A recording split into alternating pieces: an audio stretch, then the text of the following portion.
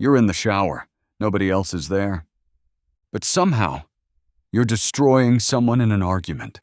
Full sentences, perfect comebacks, absolutely devastated them. Not gonna lie, it felt amazing. Then you step out, put on your clothes, and realize that conversation happened entirely in your head. That person is probably eating lunch right now, completely unbothered. But you won. Sound familiar? Scientists actually have a name for this. And the reason your brain does it says a lot more about you than you think. Stay till sign number 7. That one lives rent-free in people's heads after they hear it. Researchers at Harvard ran a study called "A Wandering Mind is an Unhappy Mind." Dr. Matthew Killingsworth and Dr. Daniel Gilbert found that people spend nearly 47% of their waking hours thinking about something other than what they're actually doing. Almost half your day. Your brain is somewhere else entirely. And for people who mentally rehearse arguments, that number goes even higher. This isn't a quirk. This isn't anxiety. This is a specific psychological pattern, and here's why it's actually a W, not a flaw. Sign 1. You replay conversations on a loop. Someone said something 3 days ago and you're still running the tape back. It wasn't even a big deal to them. But your brain is on episode 47 of the same argument. Dr. Ethan Kross at the University of Michigan studies this exact thing. He calls it the inner voice, and he wrote an entire book about it called Chatter.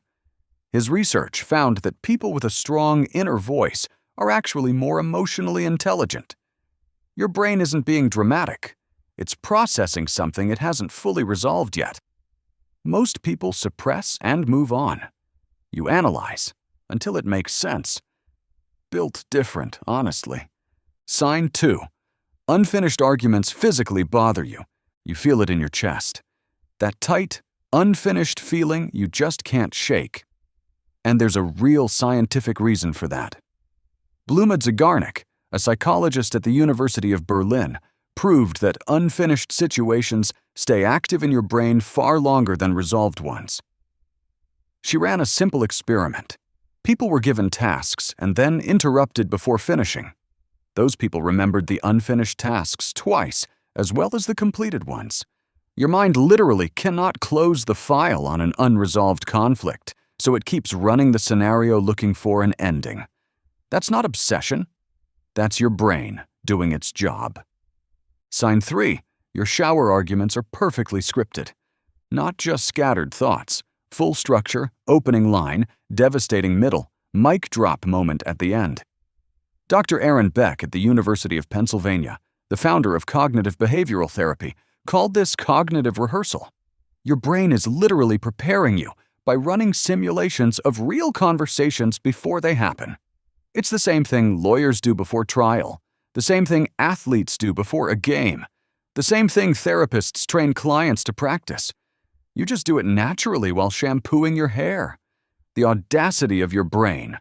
And honestly, respect. Sign 4. You always think of the perfect comeback way too late.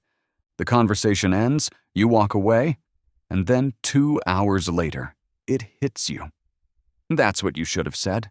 The French have a term for this, l'esprit de l'escalier, the spirit of the staircase. It means thinking of the perfect response after you've already left the room.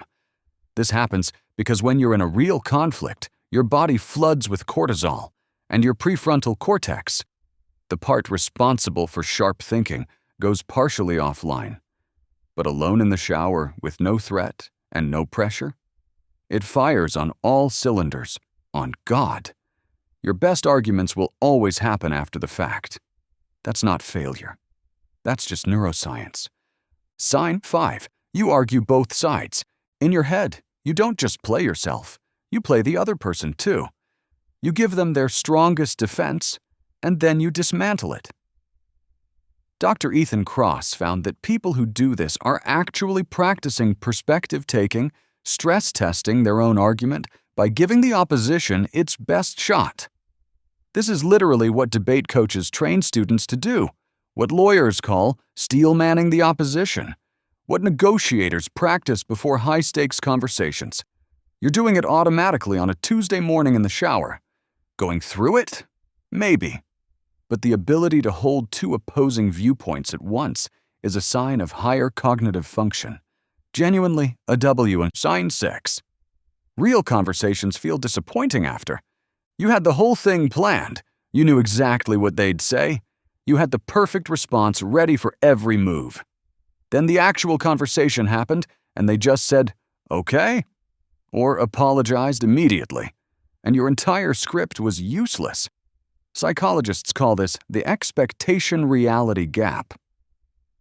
Dr. Martin Seligman at the University of Pennsylvania studied how this gap affects our emotional state. When reality doesn't match the version in our head, we feel it, even when the outcome is technically fine. The disappointment isn't about the conversation. It's about not being understood the way you imagined. That's not delulu. That's how deeply you actually process your own feelings. Sign 7, the one I promised you. Your imaginary arguments are actually protecting your real relationships. Dr. Ethan Kross found in his research at UMICH that people who regularly rehearse difficult conversations in their heads end up having fewer explosive real-life arguments. Let that sit for a second. Your brain is releasing the pressure valve, letting you feel the anger, work through the frustration, and process the whole thing safely without blowing up at someone you care about. By the time you see that person, the edge is already gone. You say something measured instead of something you'd regret. That imaginary argument might have saved a real one. Caught that in 4K. Your brain is literally looking out for you. Sign 8, you feel genuinely better after winning in your head. Not embarrassed, not silly. Actually calmer, actually lighter. Harvard researchers found that mental simulation activates some of the same neural pathways as real experiences. Your brain, on a physiological level, partially believes the resolution happened. So cortisol drops, heart rate settles, and the emotional tension tied to that conflict releases. You didn't actually win the argument, and the other person doesn't even know it happened. But your nervous system got what it needed. And that relief is completely real. Your brain is in its bag. No cap. This is the same mechanism behind journaling, therapy, and venting to a friend. You're just doing it internally, in your own mental courtroom, where you're both the lawyer and the judge. Here's the truth nobody tells you. That voice in your head running arguments all day isn't a personality flaw, it isn't anxiety, and it isn't you being dramatic. It's your brain processing conflict safely, building emotional resilience, and protecting your relationships from the version of you that hasn't cooled down yet. You're not unhinged, you're wired differently. And that's not a problem to fix. Drop your best shower argument win in the comments. The most specific one gets a reply from me, period. And subscribe, because next video is going to catch you in 4K too. Trust me on that one.